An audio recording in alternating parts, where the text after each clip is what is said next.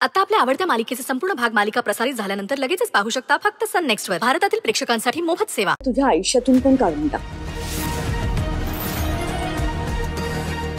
ताई, अहो देवांशी बायको आहे ती. त्या दिवशी रागाच्या भरात देवांनी जो काही निर्णय घेतला तो घेतला. आम्ही सुद्धा तिला थांबवू शकलो नाही, पण आपण आता तिला मानाने परत बोलवायला हवं. नाही अजिबात नाही बाई. मी त्या मुलीला आपल्या घरची पायरी सुद्धा चढू देणार नाही परत.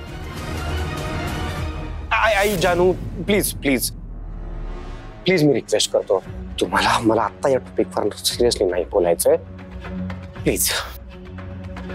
अजून किती दिवस हा विषय टाळणार आहेस तू? आयुष्यभर टाळण्यासारखाच विषय आहे तो.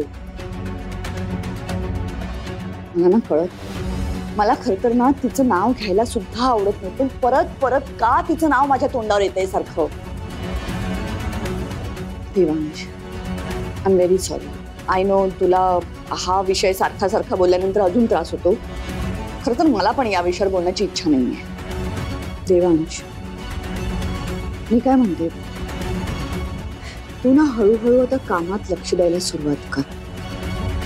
तुझ्यासाठी तुझं काम म्हणजे तुझं पॅशन आहे, आणि एकदा का कामात लक्ष द्यायला लागलास ना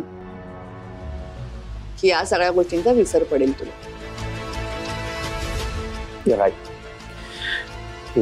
मी माझं परत काम सुरू करेन तर आय गेस लवकर रिकवर पण होईल. Right.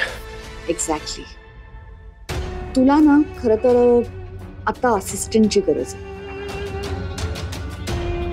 Let's do one thing.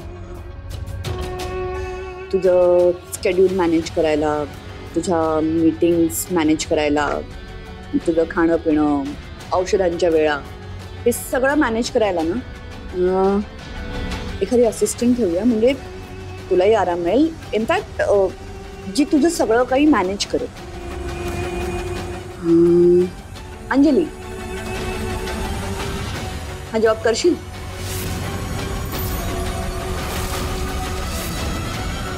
Anjali का पण?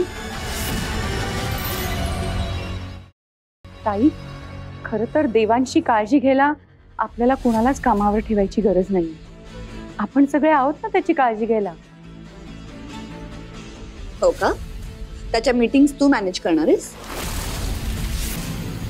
नाही, पण भैरवी ही अंजलीच का?